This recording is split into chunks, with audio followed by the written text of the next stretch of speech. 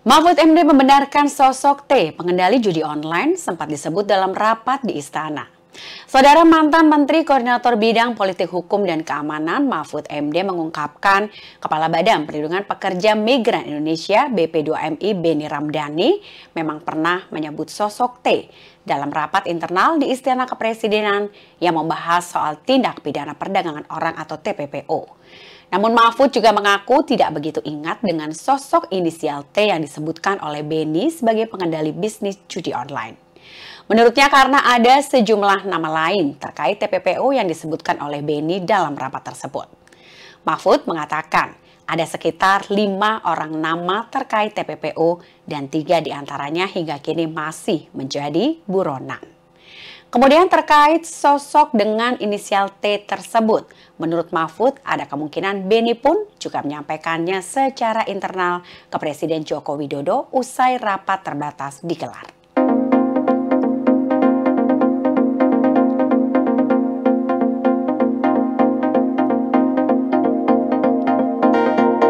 Anies Baswedan mengakui makin nyaman berkomunikasi dengan Ahok. Saudara Anies Baswedan, mantan Gubernur DKI Jakarta, mengaku sudah mulai sering berkomunikasi dan merasa nyaman dengan Basuki Cahayapurnama atau Ahok. Menurutnya komunikasi yang mereka lakukan layaknya obrolan dengan seorang teman. Hal ini dikatakan oleh Anies menjawab pertanyaan awak media terkait komunikasinya dengan Ahok pada Selasa 30 Juli 2024 di Jakarta. Saat itu Anies menegaskan bahwa komunikasinya dengan Ahok tidak pernah membahas dinamika politik saat ini.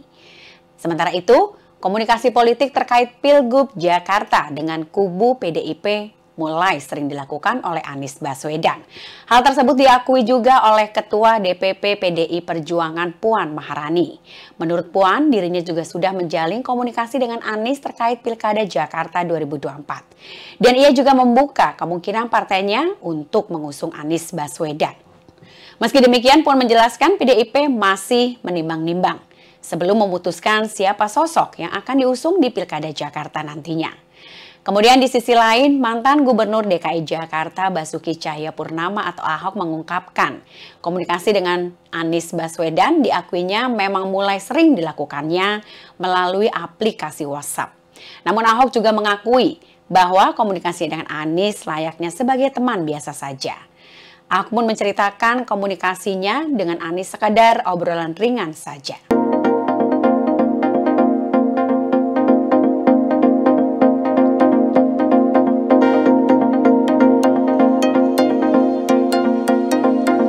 Hasil olah TKP lokasi dan juga penemuan polisi terkait ditemukannya kerangka ibu dan anak. Saudara, polisi menggelar olah TKP di lokasi penemuan 2 kerangka ibu dan anak yang ditemukan di dalam rumah di Padalarang, Kabupaten Bandung Barat. Polres Cimahi masih menyelidiki adanya dugaan unsur pidana dalam penemuan 2 rangka manusia di sebuah rumah di kawasan Desa Tanimulya, Padalarang, Kabupaten Bandung Barat.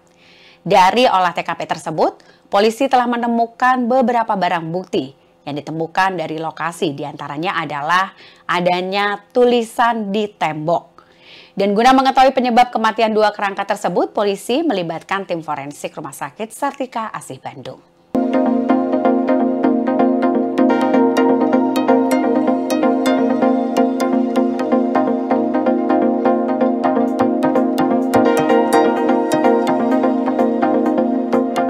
Perseteruan antara PKB dengan PBNU. Saudara Wakil Ketua Umum Partai Kebangkitan Bangsa PKB Jazilul Fawait mengatakan pihaknya merasa tidak pernah memiliki masalah dengan seluruh pengurus besar Nahdlatul Ulama atau PBNU, termasuk juga dengan Yahya Kholil Stakuf atau Gus Yahya dan juga Saiful Yusuf atau Gus Ipul. Maka dari itu PKB tidak berencana untuk duduk bersama dengan PBNU karena menurutnya tak ada masalah yang perlu dibicarakan lagi.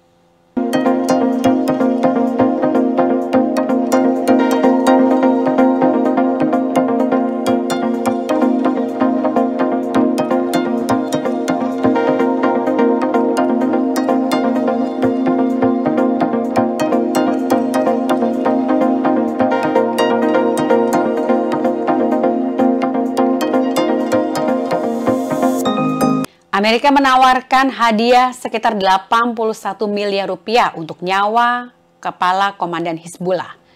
Amerika Serikat menawarkan hadiah sekitar 81 miliar rupiah untuk nyawa komandan Hizbullah Muhsin Fuad Shukr.